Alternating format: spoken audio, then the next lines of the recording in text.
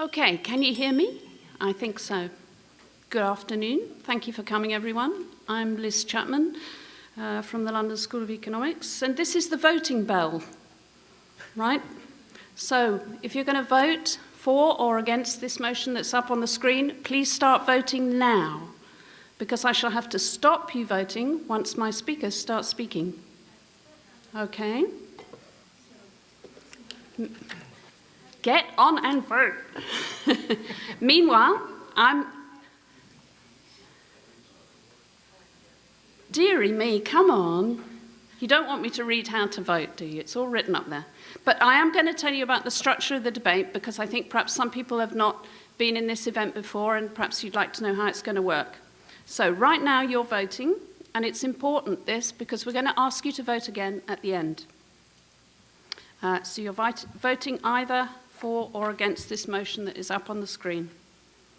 Then I will ask each of my debaters to speak for a 10-minute time only, and I will be very strict on time and the causes of time, and I will ring a bell when 10 minutes ends, and that'll be it. Then the other person will speak for 10 minutes, and once they've made those opening statements, they will have 3 minutes each to respond to each other. Again, I'll be very tough on the time, because otherwise you guys won't get a look in. So, following the second response, there'll be a time when I will ask whether people from the audience would like to comment, debate, talk, and we'll try to fit in as many of you as we possibly can, given the time. And then I'll ring the voting bell again, because you will have been able to make a judgment then about how you feel about this motion and whether your opinion has been swayed in any direction. And we will look at the changes in the voting. So the winner of the debate is the one who moves the largest number of votes over to their side. Okay? I hope that's clear. I don't have time to read it again. Are you voting? Are you voting? Because voting will close very soon. Can you vote more than once? No. Do you mean vote early, vote often? There's no. Always one. There's always one in the audience. That's in a different country. Is it? Oh, okay. I always thought it was Which Ireland. is a different country. Yeah, or maybe it is. Yeah, that's a different debate then. Okay. No, so we're not going to do that. I'm counting down now. 10, 9, 8, get on with it. 7, 6, you can do this. 5, 4, 3, 2, 1. Okay, voting is now closing, and we will re-poll you later. That's not much of a showing, guys. I think you could do better than that. So at the end of this debate, I'll expect everybody to put in a vote. You'll have worked out how to do it. But meanwhile, I'm going to ask Jean-Claude Guedon to propose the motion.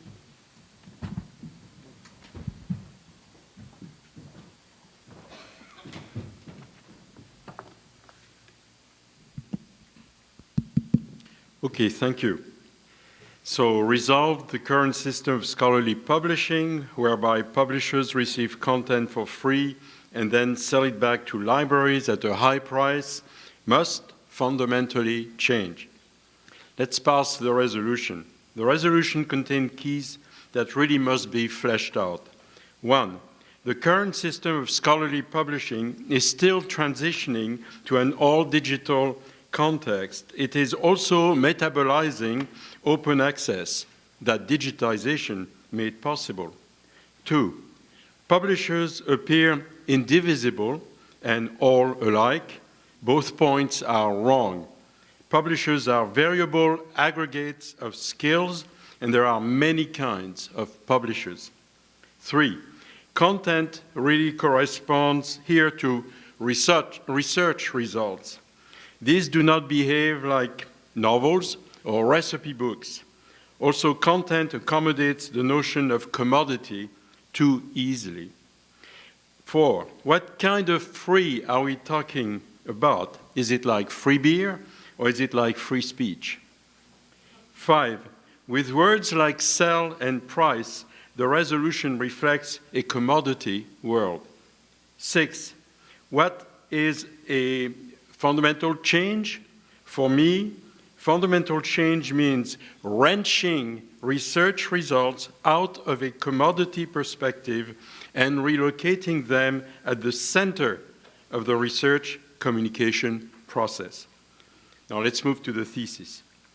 Commodifying research results have taken precedence over the needs of researchers.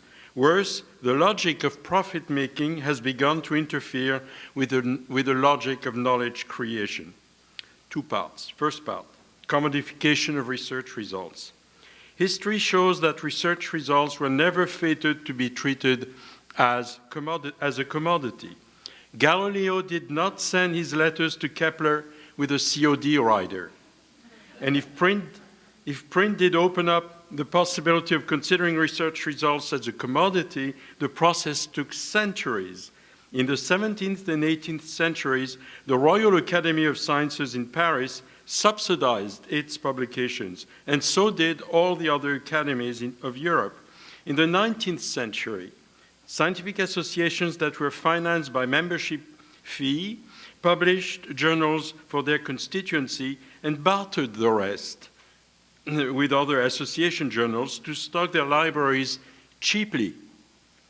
When commercial publishers published journals, they did so mainly for prestige purposes while looking for possible authors for potential books. Knowledge as a commodity remained a marginal element in the production of research publications until the 20th century in even World War II. After World War II, commercial publishers greatly strengthened their role as scholarly publishers by claiming ownership of journals on an unprecedented scale. To me, 1951, with the launch of Maxwell's Pergamon Press, emblematically signals the commodification of research results on a new and grand scale. Some 20 years later, by engineering an inelastic market, in part thanks to Garfield's notion of core journals, commercial publishers launched the serial pricing crisis that put the commodity dimension of scientific publishing front and center. It became difficult to think about scientific publishing except as a commodity. In fact, the phrasing of today's resolution reveals this blind spot. But let us remember that it took nearly 300 years after the invention of the scientific periodical to see Pergamon emerge. It means that research results did not easily or spontaneously translate into commodities. Let us remember also that many various institutional sites harbored non-commercial yet viable forms of scholarly publishing. Second point, profit-seeking versus the quest for knowledge. Treating scientific publishing as a commercial activity effectively dislodged the publishing phase of research from the rest of the research process. At this juncture, the search for profit began to interact with the quest for knowledge. It is well known that the competition among journals is largely organized around the impact factor. A myth gradually developed and stuck among research administrators. A high impact factor came to mean high quality, even though we know that a high impact factor really means high visibility in various knowledge circles. Then the competition between journals was extended to individuals for promotions and grants, where researchers published became more important than what they published. Unsurprisingly, researchers did just about anything possible to publish in high impact factor journals. While that evaluation context bolstered the credibility of the core category of journals, it also reinforced the inelasticity of the journal market. This is a point many university administrators seem to miss. On the one hand, they pursue empty mantras of excellence as a way to justify evaluation procedures based on impact factors. On the other hand, in a schizophrenic manner, they complain that library acquisition budgets are growing too fast, and they do not seem to understand that the two are related. And all this is conditioned by the peculiar competition rule that commercial publishers have promoted.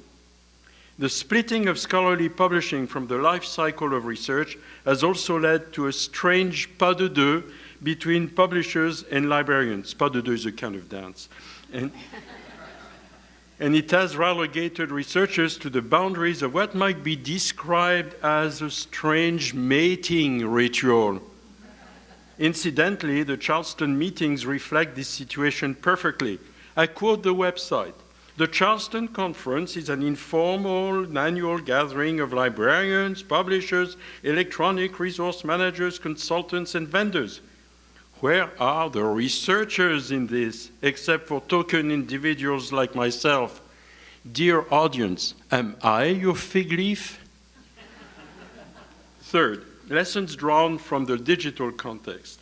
Without the digital revolution, much of what precedes would have been much more difficult to express. For example, the new skills required to do web publishing revealed that publishers did not know more about e-publishing than individual scholars.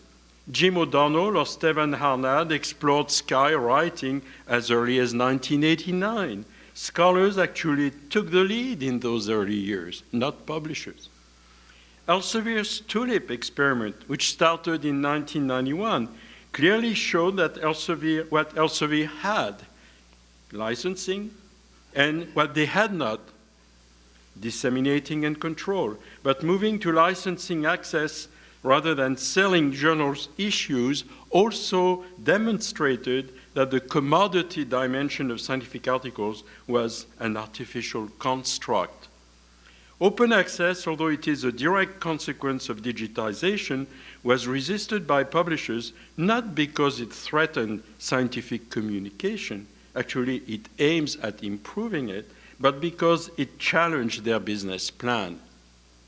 When the author pay model was invented by Vitek Trach with Biomed Central in 1998, the objective was to keep the scientific article as a commodity, but it was also to improve the scholarly communication system. In this regard, Trach, as a capitalist, showed himself far more creative than many of his competitors. The new business plan rapidly spread to whole platforms or portals of journals, including non-profit projects, such as the Public Library of Science, another project led by researchers. Soon this trend would easily morph into mega journals with the creation of PLOS ONE in December 2006. In short, digitization and the internet show that everything concerning scholarly publishers was on the table, including the very identity of journals. For some people, such upheavals have created paralysis. For many others, it has actually opened new vistas. No longer mesmerized by print-based business plans, a great deal of thinking has gone into focusing again on the basic functions of scholarly communication, which is to support, enrich, and enhance the grand conversation of the Republic of Science. So let me move fast now to what I'm proposing. We can have an alternative system. One, restore the publishing phase as an integral part of the research life cycle. Scientific research has never been sustainable. Anyway, it has been heavily subsidized, therefore subsidize the publishing phase as well. It costs no more than 2% of the cost of research. Put everything gratis for authors and free. So do I stop? Okay. So you won't know my alternative system. Except this will be published. Yeah, Okay. except this will be published. Okay, thank you very much, Jean-Claude. And now I'm going to call on Rick. There's 10 minutes. There are two things wrong with the resolution before us today. The first is the premise with which it opens, which is false. The second is the assertion with which it ends, which is questionable at best. I'll address these in turn. First, as to the resolution's false premise. As things stand now, the process that culminates in a formal scholarly publication can be divided into 4 stages. In the first stage, a scholar or scientist comes up with a question or an idea. This may take the form of a scientific hypothesis, a literary theory, a philosophical argument, or any number of other scholarly conceits.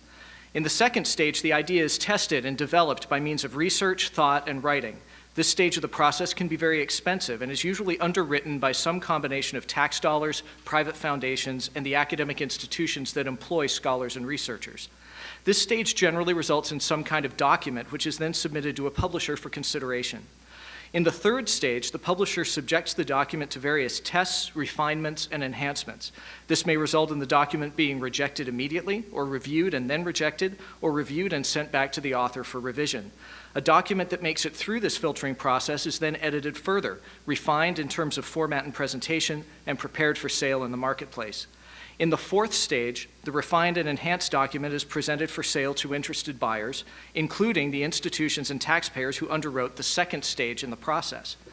The resolution under debate today states that under the current system, publishers receive content for free and then sell it back to libraries at a high price.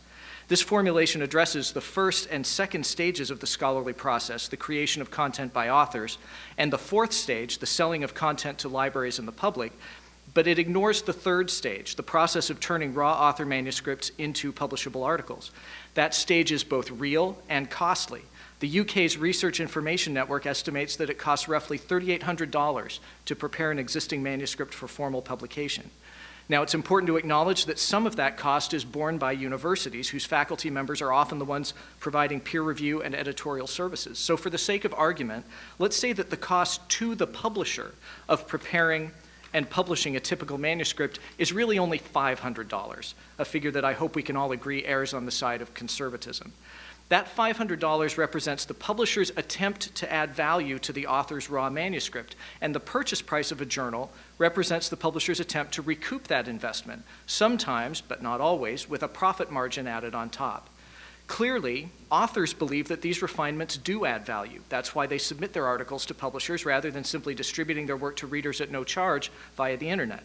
So there doesn't seem to be much question that publishers add value for authors. Questions remain, however, about whether the prices they charge fairly represent the value they add to readers, for readers. We'll address the question of pricing in a moment. For now, the important thing to point out is that the value-added services that publishers provide cannot be provided at zero cost. The cost of doing so will either be absorbed by publishers or covered by some other entity in the system. Otherwise, the services won't be provided. All of this means that a more accurate description of the current system might read as follows. Under the current system of scholarly publishing, publishers receive manuscripts from authors, which they evaluate, reject, accept, edit, format, and then sell back to the scholarly community. This brings us to the second part of the resolution under debate today, the highly questionable assertion that the current system itself must change. The word must implies one of two things here. Either that the existing system cannot go on because it's structurally unsustainable and therefore will change sooner or later regardless of how we feel about it, or that we believe it should not be allowed to go on because it's morally or ethically wrong at a fundamental level and therefore requires the action of good people to change it. The sustainability argument is basically a structural one. In order to look at the structural sustainability of the current scholarly publishing system in a rigorous way, we have to separate the system itself from the issue of pricing, which is only a variable input to the system. So here's a thought experiment. Suppose every scholarly journal that had an annual subscription price of suppose every scholarly journal had an annual subscription price of $15, and that each journal's price rose at an annual rate of 1% or 15 cents. In that case, would we say that the current system was sustainable or unsustainable? If we would judge it unsustainable, we would have to say why, bearing in mind that many centuries of experience to the contrary in a system featuring much higher journal prices would weigh against that judgment. If we would judge it sustainable under those pricing conditions, then that suggests that what makes the system seem unsustainable is the pricing dynamic, not the system itself. The moral argument is more value-laden and therefore harder to deal with rigorously, but the same thought experiment might be helpful. If all scholarly journals had an annual subscription price of $15 and the price increased by 15 cents per year, would we believe that the system was immoral and must change? It's with this question that I expect the opinions in this room would start seriously to diverge. Some would say no, as long as the prices are fair and sustainable, there's nothing fundamentally wrong with the current system. Others would say that the whole system is fundamentally ill-conceived, that first of all, when the public has underwritten the research resulting in a scholarly document, the public shouldn't have to pay any price at all for access to that document, and that second of all, even where the public did not underwrite all or most of the research, the public benefit of unrestricted access outweighs the public benefit of letting a publisher make money by selling access to it. For those who feel this way, neither price nor structural sustainability is the issue. The issue is one of right and wrong, and it's wrong to restrict access to scholarship. Scholarship should be treated as a public good, not as a commodity. Thus, any access price at all is the wrong price. Those who believe that charging for access is fundamentally and morally wrong are likely to agree with the resolution's assertion that the current system must change. There's a problem, though. If you're not careful, or even if you are, you can change the system in ways that end up undermining rather than enhancing the public good. I believe this is a serious risk with both the gold and the green OA models, which are the most commonly invoked alternatives to the existing scholarly publishing system. The problem with gold OA is that it tends to redirect research funding away from research and toward dissemination. In the case of gold OA, the question we should be asking is, which does more good in the world? Less access to more research or more access to less research? I would suggest that this question is urgently important and that the correct answer is not obvious. In the case of green OA, the danger is that it will reduce the ability of publishers to sustain their operations by forcing them to put free versions of their content out in the marketplace where they are simultaneously trying to sell access to it. Most of us in this room can probably think of one or two publishers that we would love to see harmed in this way. Some of us might like to see all for-profit toll access publishers harmed in this way. Unfortunately, though, green OA mandates undermine the ability of all affected publishers to sell their products, including the nonprofit society publishers that make up a large part of the scholarly publishing community, many of which not only rely on journal revenues to support their various activities, but also consider publishing to be part of their core mission. Are their publishing activities morally suspect? Are they bad actors who need to be pushed out of business? There's at least one other option, and it's one that's becoming increasingly popular, at least as a topic of discussion. That's the prospect of libraries or other academic units becoming the publishers, internalizing all publishing processes and costs, and then making scholarly products available for free to the public. Under this model, obviously, the costs would not disappear. They would be subsumed into the academic budget. Could this be done? I suspect it could. Libraries are publishing OA journals on many campuses at the moment. The question here is not about theoretical feasibility, but about desirability. Does the academic community want to take the processes of manuscript solicitation and management, peer review, editing, layout, design, and dissemination back from publishers? If so, then what is academia willing to stop doing in order to make room for those tasks in its budgets? And how will academia ensure that the things it stops doing are not actually more beneficial to the world than bringing publishing functions in-house would be? And if at some point in the future, 1 or 2 or 50 libraries get tired of doing those things and decide to outsource that work to an entity outside of academia, thus reinventing the traditional journal publishing system, who will stop them and by what authority? My opposition to the resolution under debate here today does not arise from my love of the current system or from any opposition to changing it in ways that make sense. It arises from the faulty premise on which the resolution is based and from its ill-advised use of the word must. Our current system has good and bad aspects, just as any system would, but I see nothing intrinsically, morally, or structurally wrong with the current system itself. It's true that the current pricing dynamic is unsustainable. As one of my colleagues has pointed out, the inevitable conclusion of the current pricing trend is that eventually every library will pay its entire collections budget to a single publisher for access to that publisher's big deal package. Clearly, something will change before that logical conclusion is reached. But must that change entail a radical restructuring of the scholarly publishing system? By no means is the answer to that question obviously or uncontroversially yes, and therefore I must oppose the resolution. With, it must be said, 15 seconds to go.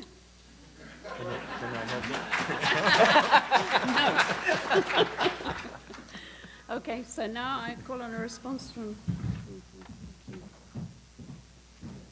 3-minute responses. You don't want to give me the 15 seconds. No. Okay, let's go. From a logical standpoint, my honorable opponent's position is untenable. He sets the resolution in a logical form. If the current system is P, then Q. He then proceeds to assert that P is false. The problem, as anyone familiar with truth tables knows, is that if P is false, the whole statement is always true, independently of Q. Conclusion, my honorable opponent just shot himself in the foot. However, the issue is more important than just a logical game. The third or editorial stage of producing research publications, as identified by my honorable opponent, is indeed the crucial one. The editorial stage, it is claimed, adds value to the text. But what kind of value? Let me give a personal example. Once, I wrote a chapter in a book published by iOS Press. In my text, I used the Latin phrase annus mirabilis. iOS Press, in its wisdom, felt that the word annus deserved only one N. Was value added? Actually, yes, but certainly not through refinement. Only through labeling or logo effect. iOS Press may look good in a grant application, but it was not good for scholarly writing. And this is the problem. The logic of profit-seeking is mixed up with the logic of scholarly exchange. When both imperatives diverge, the former trumps the latter. In terms of knowledge degradation, the cost can be enormous. And this leads us to the necessity of change. Let us focus on the structural argument. The problem is that we cannot separate the current system itself from the pricing. As my honorable opponent argues, we cannot do so because the system exists only because there are suitable forms of pricing to generate profits. The system would not exist otherwise. The required change is precisely to separate the system of scholarly communication from pricing by removing pricing, profit-seeking from it. Such a move would realign scholarly publishing with the rest of the research cycle properly where it belongs. Let me address the risk associated with change, and I'll skip over the Machiavelli well-known quotation to that effect to continue. This is exactly what the last part of my opponent's paper argues, thus revealing that its conservatism is not even innovative.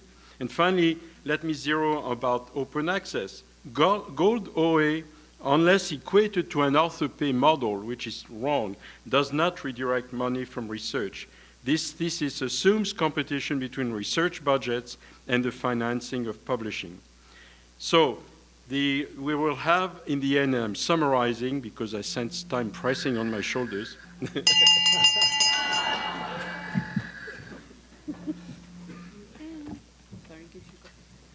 Okay, and now Rick has 3 minutes.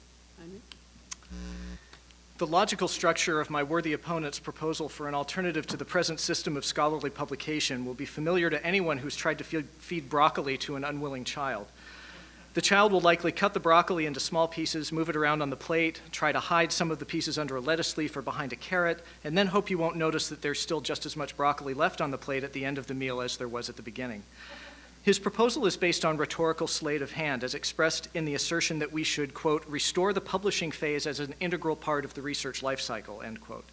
Simply asserting that publishing is, or used to be back in the good old days before Robert Maxwell, an integral part of the research process does nothing to change the fact that publishing entails costs subsequent to and separate from those entailed by scientific experimentation and study. If you get a $100,000 grant and use it to conduct $100,000 worth of research, the money required to prepare your results for publication and then to distribute them by formal channels will have to come from somewhere else. Now, there's another option, and that is to conduct only $98,000 of research and use the remaining $2,000 to cover the costs of formal publication.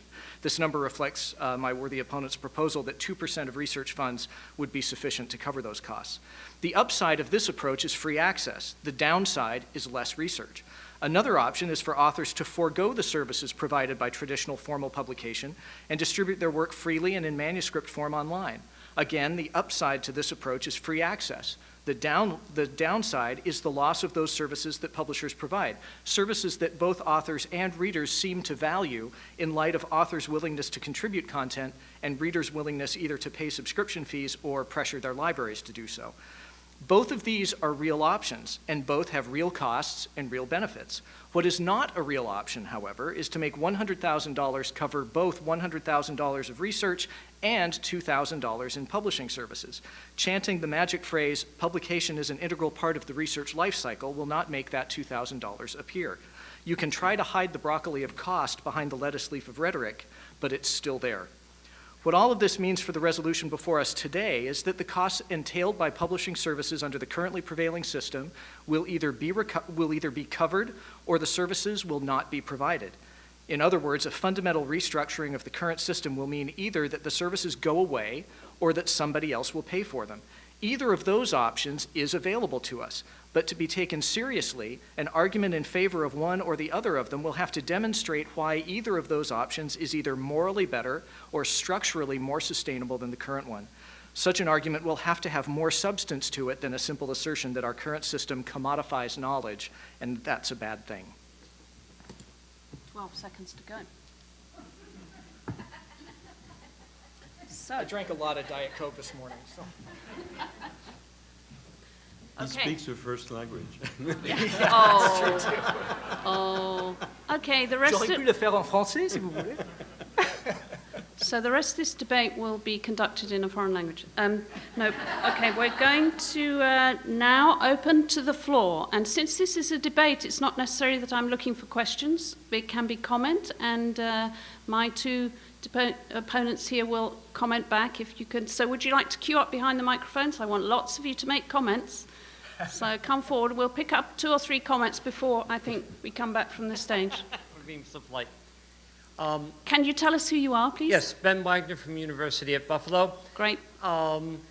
Given the size of commercial publishing, the economic engine, the staff, the profits that are all involved in this, I am not convinced that it is realistic that we can dramatically change the pricing model to the point where libraries can again afford things without really fundamentally changing the system.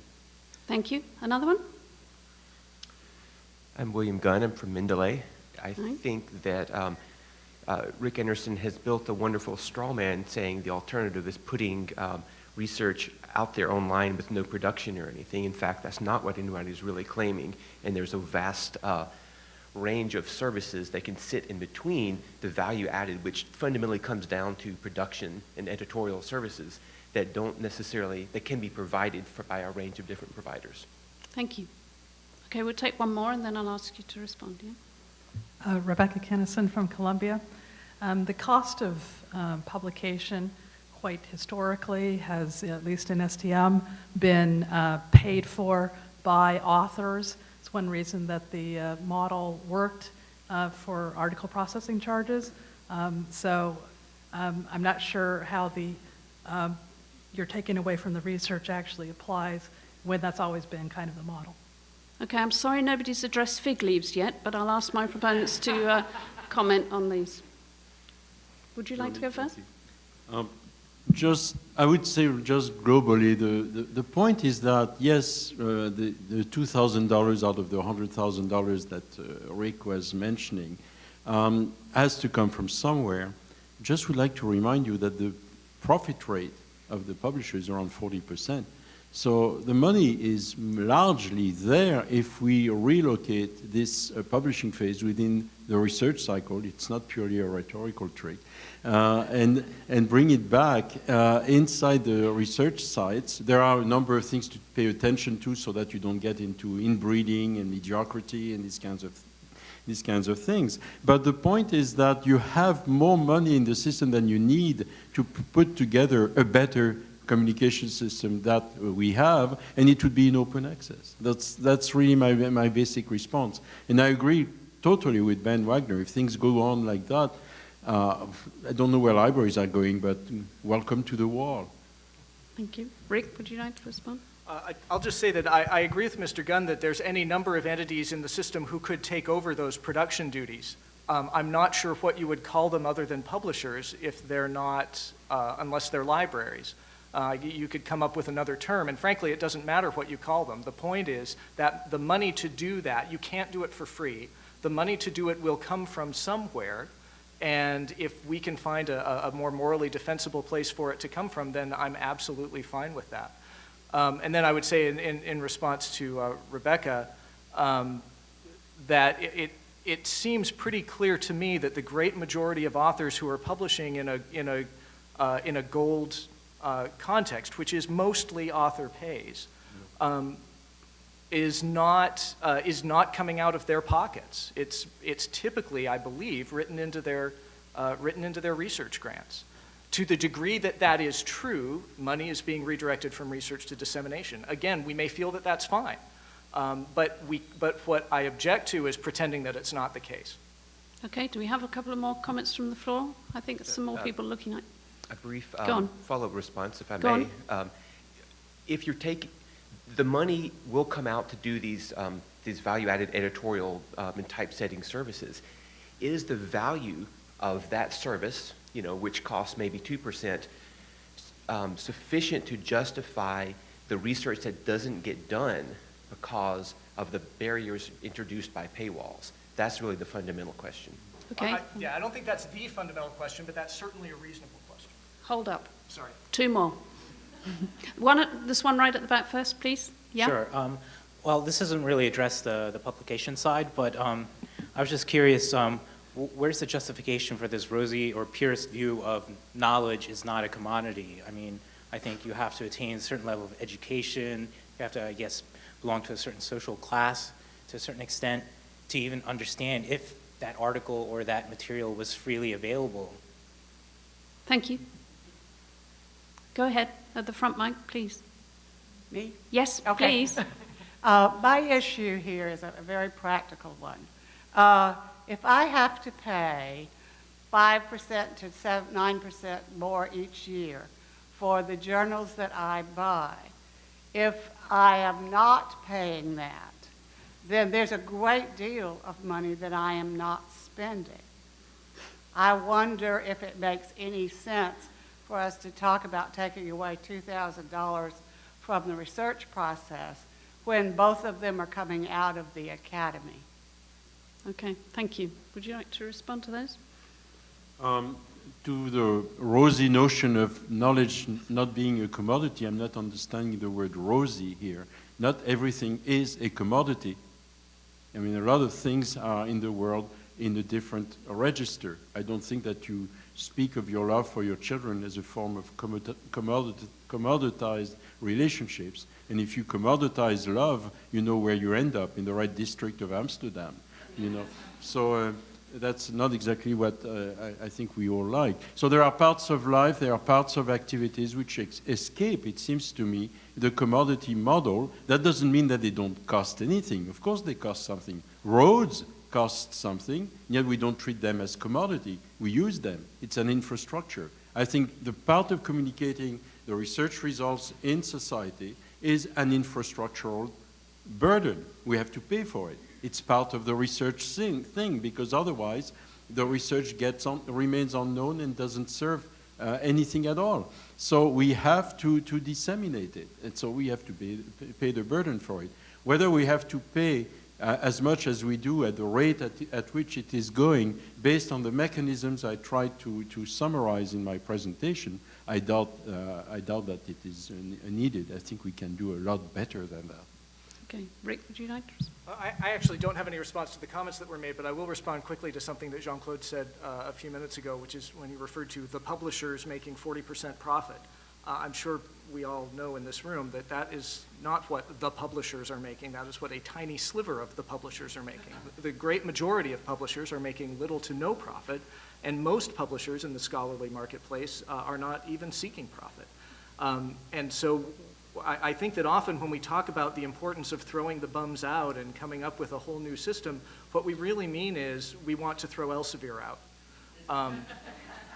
No offense to Elsevier, we want to throw the American Chemical Society out, who technically are nonprofit. But we are thinking about the big ones that are our easy targets that everybody can say, yeah, death to Elsevier. The problem is that things that we do that throw out the concept of publishers pursuing revenue by providing services is going to disproportionately hurt scholars. because the scholars are the ones who benefit from membership in scholarly societies. I'm aware that I didn't ask our last couple of speakers where they came from, so could the next one say who you are and where you're from? Thank you. Hello. Go ahead. Hello, I'm Todd Kelly, Vice President for Library and Information Services at Carthage College, formerly of Johns Hopkins University, where I developed Project Muse 20 years ago. And I'm a librarian. I developed that publishing project out of the library. All the ideas behind it were developed by the library. And also this has a long history because the first librarian at Johns Hopkins University in the 1860s was charged with printing all the scholarly works that were developed by the first professors at Johns Hopkins University. The printing office was located inside the library. Only through management malfeasance by the second president of Hopkins was the American Journal of Chemistry given away. And later on, the office was moved out of the library through further management malfeasance, just as a point of information. Thank you.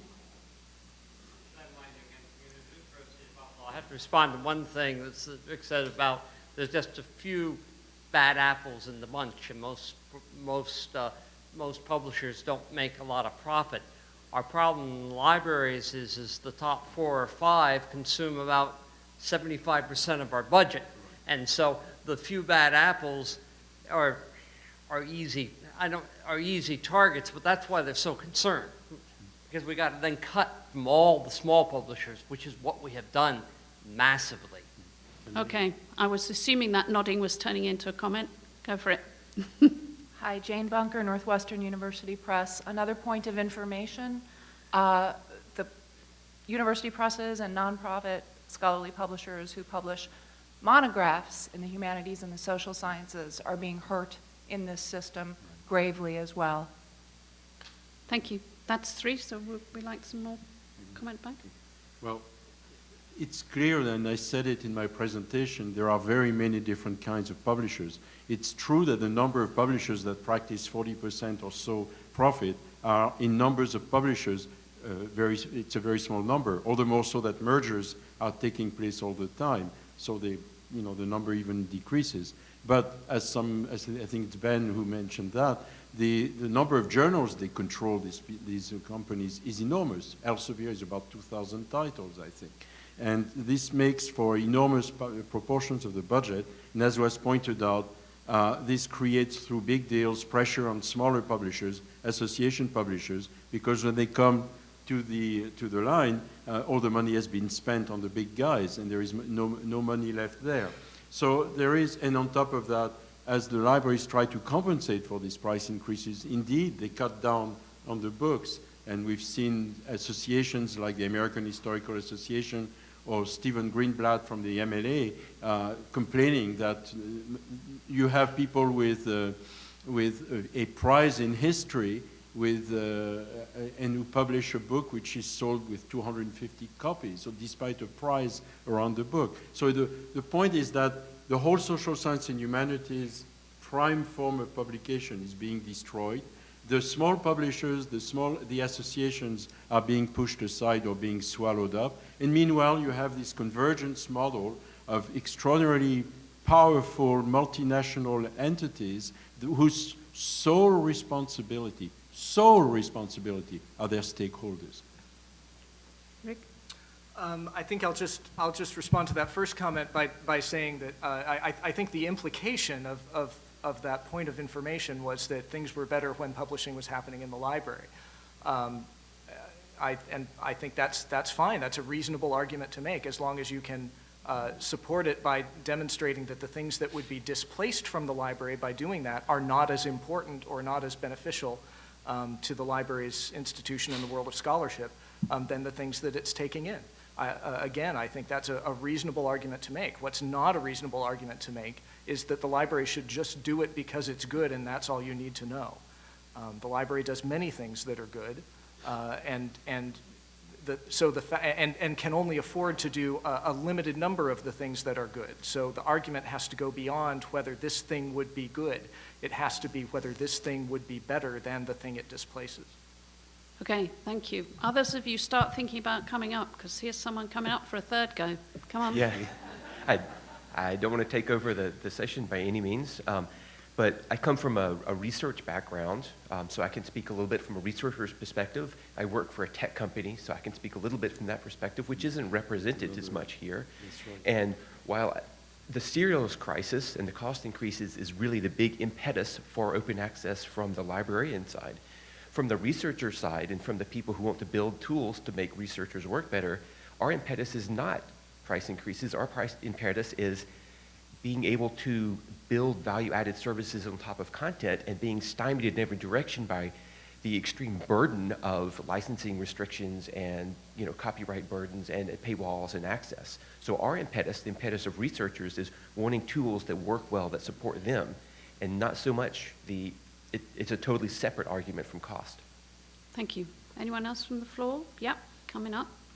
Yeah, the impetus, I think, is for everyone to agree on a goal, and that is what brings libraries, scholars, editorials, people together if they have a common goal. And if we could focus on the goal, I think we would get much further than focusing on all the pieces, because we're talking about a scholarly communication system, not the library, not publishing, not scholars. And if we look at the system and the system's goals and what we're responsible for in terms of higher education, I think it's very easy to arrive at a solution. Thank you. Front mic. John Dove from Credo Reference. Just one little point and then a question. One of the points is we have products that are both for purchase, but some that are really appropriately subscription products. And because it's thrown into the same pot as journals, it means that we're often in a spot where libraries really want and need what we have to offer, but they can't afford to do it because they're squeezed out. So a lot of important things are being squeezed out. But let me just ask a question of the two speakers. I think the core nut of this problem is the impact factor being used to drive, professors who want tenure to actually only want to go into the high impact journals, which is just a license to use their monopoly power to basically, come back and hurt the university. So which of you is going to change that? Okay, we'll take one. We're going to take one more from Ward. John? Yeah, I'm Ward Shaw, unaffiliated. I'd like to speak against the resolution and just offer an observation. Most of the large publishers that we're worried about taking all our money, I think it's been said that they exist solely for their stakeholders. Most of our academic institutions have sometimes large, sometimes vast, sometimes not so vast, endowments. And they have the ability to invest with those endowments. These are publicly traded corporations. Let's buy their shares. And then they are beholden to us. Okay. Thank you. Would you like to respond? Who's go first? Yeah. To the last remark, one part I was not able to read was that if we can manage to make the business model of the Elsevier's of the world look fragile enough, the reverse will be happening. People will be selling their shares. I think it's a good thing to buy one share of Elsevier for the following reason. You get an annual report. And it's really an interesting lesson to have. It's really an interesting lesson. You're in a different world. It's planet Mars, completely. Rick, do you want the impact factor, perhaps, yeah. One thing, this relentless competition driven by impact factor is really incredible. Can anyone in this room justify the 3 decimals of the impact factor? Can anyone do it? Now, do you know why you have 3 decimals? I'll tell you what Garfield's answer to me was when I asked him. He said to me essentially, oh, well, no, we really shouldn't have more than 1. He couldn't have justified 1 decimal either, but he thought that would look more reasonable, 1 decimal than 3. And then in a separate intervention in an article, he added, oh, but if we didn't have 3 decimals, we could not evaluate rigorously the journals. What kind of rigor is that? Anybody has ever thought about significant figures in measurements and error measurements? Do you know anything about that? I mean, this is a complete sham. And the whole system is driven by this competition, which then extends to people, extends to units of research, extends to universities. Everybody is ranked, and we're confusing a quality issue with the Olympic Games of the mind. That's completely crazy. I'll just say that I am certainly not here to defend the impact factor, but I do think that to treat the idea of competition as a property of the impact factor is absurd. If the impact factor disappeared tomorrow, journals would still be competing with each other for authors. Now, journals don't really compete for each other with readers because journals offer unsubstitutable, commodities in the marketplace. If I'm choosing between Biology Journal A and Biology Journal B as a subscriber, those 2 journals are not substitutable because they offer completely different content, even though the content is in the same discipline. But if I'm an author considering whether I should contribute to Biology Journal A or Biology Journal B, there is real competition. Both of them will offer roughly the same service to me. That's like choosing between a Ford and a Chevy. As a subscriber, choosing between those 2 journals is like choosing between gas for the car and groceries. And what this means is that you could destroy the impact factor tomorrow, and some other mechanism would arise by which journals would compete for authors. So saying that the system should be fundamentally changed because the impact factor is bad because it brings competition into the marketplace doesn't make any sense. Okay, I'm going to take one more from the floor, and then I'm going to give each of my speakers here an extra special 1 minute to sum up each, and you will be thinking hard about how you're going to vote. So go for it. Anybody who wants to speak from the floor now? At the back, please. Hi, I'm Sylvia Miller from the Consortium of Humanities Centers and Institutes at Duke. And I have a long career in reference publishing, and I've observed that companies like Elsevier, I've never worked there, but they've created a vast library-like systems and services that they put these expensive journals in, which seems to me part of what they're charging you all for, because they've probably invested untold millions of dollars developing all those interconnected bibliographies and special kinds of searches and services attached to those journals or that house them. And so I'm wondering whether when libraries think about taking over the publishing, and you're talking about 2% of the research cost, are you taking into consideration also all that interconnectedness and all that functionality? Maybe they've overdone it in some case, but in many cases probably those services are necessary, and you'd have to take over that part too. Okay, thank you. Anybody else from the floor? Nope, last counting down. Okay, I'm going to ask my 2 speakers. They can have 1 minute each to come up here and finally put your case.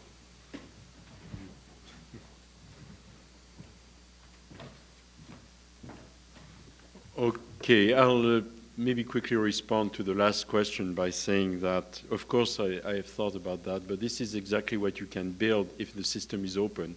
Some of it could be built publicly and some of it privately, but at least the basic infrastructural nature of the communication would be respected and open. The point of this whole thing is really to keep in mind what is at stake. What is at stake is optimizing, making as good as possible the process of producing knowledge. Knowledge is maybe the place where we feel most human, where this is probably the most noble thing human beings can do, producing knowledge. Anything that can help that can open the discussion between all of us, those of us who can do it, who want to do it, is good, inherently good. That I will never shy away from saying that. Maybe naive, maybe utopian, but I believe in that. And anything that is putting barriers against that, for whatever reason, even practical reasons, cannot be seen as, at best, a regrettable problem. So I rest my case.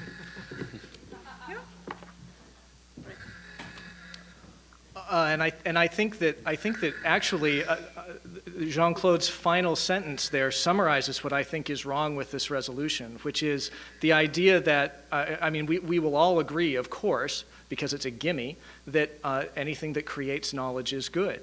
To then follow it up by saying anything that creates barriers between knowledge and people, I guess, is bad. That's easy to agree with as well, except for the fact that the barriers exist organically. The barriers exist regardless of what we do or how we do it. The question is, what is the best way to overcome those barriers? If I produce knowledge by thinking or by doing research, work then has to be done in order to overcome the barriers that from that moment already exist between the knowledge that I have generated and anybody else in the world. I can have a conversation with somebody, and that is a very low-cost way of getting my knowledge to one person. I could speak to 100 people.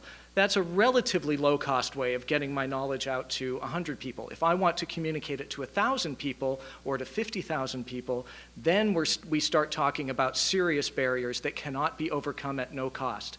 The question is not whether it would be wonderful if there were no cost. The question is, I mean, obviously it would. The question is, what is the best, most effective way to overcome that cost? Okay. I'm hoping you are now all voting. Yep. I think you need to put back this Yep. slide. Just in case you've forgotten what we were debating. There it is. Thank you. What was it? Would you sing a song, Liz, while we went? The way that was voted the first time was yes, 38, no, 12. Oh, it's not. Yeah, it's different.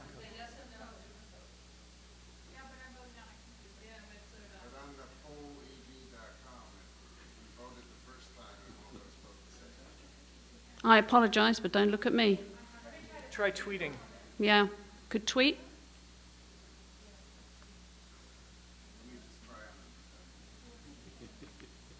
We've obviously got to do this more often to perfect the voting.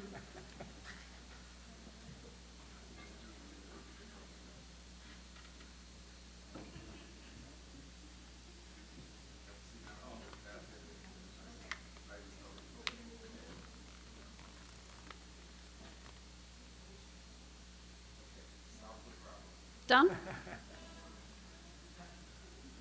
It's neck and neck.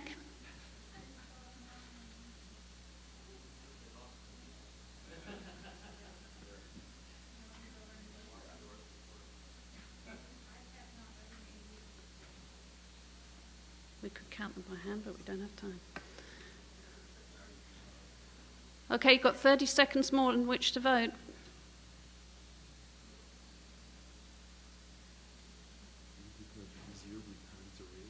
Yeah, we haven't got time now. We should have done that. Next time, we'll have human beings. Oh, one's gone up. Okay, anybody feel they haven't had the opportunity to vote? 10, 9, 8, 7? Yeah.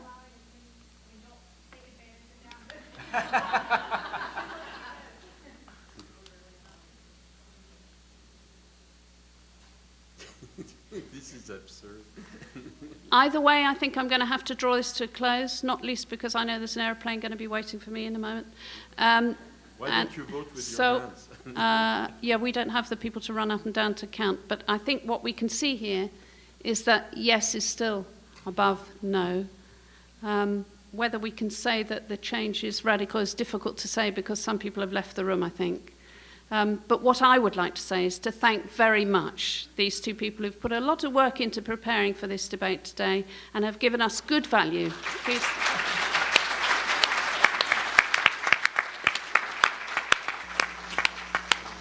I think the winners are us. Thank you for a great Charleston conference. Bye.